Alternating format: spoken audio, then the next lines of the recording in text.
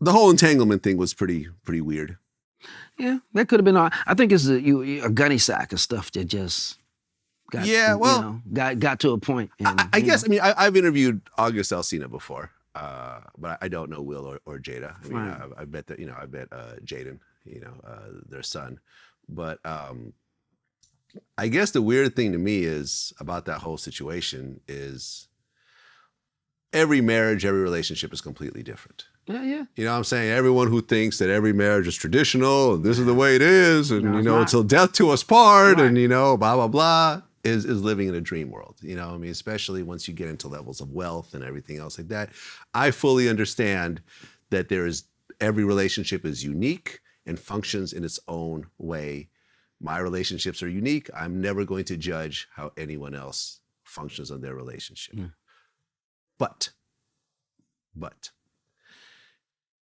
what seems a bit odd to me is that if one of your partners is seeing someone else, you don't usually all go on vacation together. That to me is the weird part. I don't want to hang out with the guy who's fucking my wife. Yeah. Like, what I'm saying? Like, we're all, and then that guy's also friends with my son. And you know what I mean? It's just such a clusterfuck on so many levels. And then after that, they all decide to do Red Table Talk and talk about it and put it all out there. Mm-hmm. That to me is the weird part. And I know as a man, and Will Smith is a man at the end of the day, I know that's not easy to swallow. Mm-hmm. All that. Just that whole thing I just described. I know it's not easy to swallow. But if he created that world, if that's the world, and that's the world he created, you're right. That's where he created. That's where he live in. Then you to him it's probably it's not as messy, in Will Smith's world because there's a lot of mess in that world if you want to peel it back. I mean, if you hear the stories, like okay, that's just one of the stories. But I've heard a lot more stories. So it's like so okay. To me, I wasn't actually surprised when I heard this part of the story. I'd been hearing stories from years ago from people that were around, and I'm not going to get sued and tell you. Okay. But I'm saying, like, I've heard it's a running theme, and now you see it acting out in real time. Yes. That's like, how do you deal with that? Yeah, well, you saw, you slapped the guy who was on stage talking about it, I guess. You. Yeah, well, and it's even, and the reason why I asked, have you ever seen Jada and Pac together was because it got to the point where Will, in his book, said he was always jealous of Jada's relationship with Tupac. Right. You know what I'm saying? So he's putting that out there as well. He knows, I mean, if that's her true love, I mean, that's never going to go nowhere in somebody's head. I mean, are you coming behind a second guy all the time, especially if one tells you, I mean, if you tell somebody, like, well, I'm in love with that person, and I'm always been in love with that person, but you never carried it out and you're with somebody else, I think that's the problem with telling people, your true loves. Because now if they're still living, or they're just as they're bigger powerful, than life, bigger like a than Tupac. Life. Yeah, it's like, I mean, if you think about it, I mean, who would you say is the bigger figure worldwide right now? Would it be Tupac or Will Smith? Worldwide? Worldwide. You see what I'm saying? It's almost. I would almost say Tupac. I say, yeah, you would say Tupac because he lives, he's forever. Right. Like yeah, 25 years after Will's death, I don't think they'll still be talking about him the same way we're talking about 25 years after Tupac's death. That's what I'm saying. Yeah, no, they won't. No, because Will has enough work out there where Will has work, but Pac, not as a rapper and not as a Pac also was sort of a figure of the struggle. Right, exactly. You see what I'm saying? Yeah, Pac. Yeah. There's like murals of Pac in like Africa and stuff like that because he was like a Bob Marley type figure of someone that fought against oppression, fought against the government, power to the people, was the voice of the poor and, and unheard and so forth. Will Smith's an actor. Right. There's a difference. He's a good actor and he's been in great films. Yeah. But people generally don't talk about Pac's acting career the way they talk about his music career.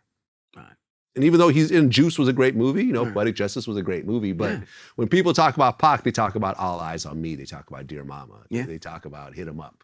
You know what I'm saying? Yeah. They talk about that type of thing. So yeah, I mean, it's hard, I guess, to compete against someone who's just bigger than life. But it's music. See, you have music something that you don't have to watch. You can continuously hear. Music, I think, is just always the end of to the test of time, because it's you know, you hear something from 50 years ago to now. I mean, you know, your Christmas songs when they come around. You know what I mean? Yeah. And Pac is like, you know, I think that between him and Will Smith, you're right. His songs talked about the struggle. Yeah. Britney's Baby, we got to make it, we got to do something. And I think that's the last kind of real rap that you heard. The Nas's, the Pacs, before they start turning into the mumble mouth shit. So Yeah.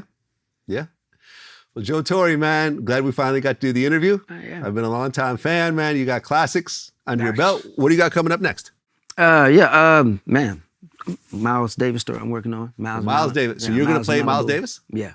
You got to lose some weight, though. Right? Yeah, I can lose a little bit. I lost like 20 pounds already. You got to lose more. I know. We good. Well, you know, you could always use the heroin diet that Miles did. You know what I'm saying? No, I got the hair. I got lots of this. I said the heroin. The heroin No, diet. we're not doing that.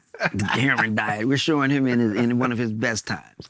But yeah, because he got really skinny by the end.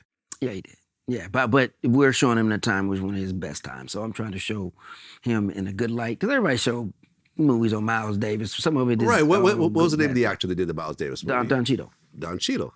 Yeah, exactly. It was pretty good. Yeah, but it wasn't great. Yeah, it wasn't. I'm going to say it wasn't great. I'm sorry, Don. I'm sorry. I'm sorry. It wasn't a great film. You're right. Nope, everybody says that. Now, I love Don. I love him too. But the choices and the story they was trying to tell about Miles, you know, the King of Cool, I think you could have told a better one. Yeah, so he just seemed scattered and, you know, kind of messed up and so forth. Yeah, for the real King of Cool. So I want to show a positive part of his life. So, you know, and I'm working on my channel, Joe Torry TV. Right, and this is the 30-year anniversary of Poetic Justice. 30-year anniversary of Poetic Justice coming up in July. So we're trying to, you know, the ones that are still here, you know what I'm saying? We give peace to John and Pac and Don Wilkerson, all of them who were on this. But you know, Janet's still here, Regina's still here, you're still here. Still here, man. What's the name of Pac's mom who played the in the movie? Jennifer Lewis. Yep. But also his John Singleton's daughter was working on a series of Poetic Justice. Yeah. Oh. I saw her. Yeah, I saw her. Dope. Yeah, I saw her at one of the Pan African Film Festivals, and she was working on a series of it. So justice will be served, hopefully, for Poetic Justice. That's what it is, Joe Torry, man. Until next time. Till next time. Bam.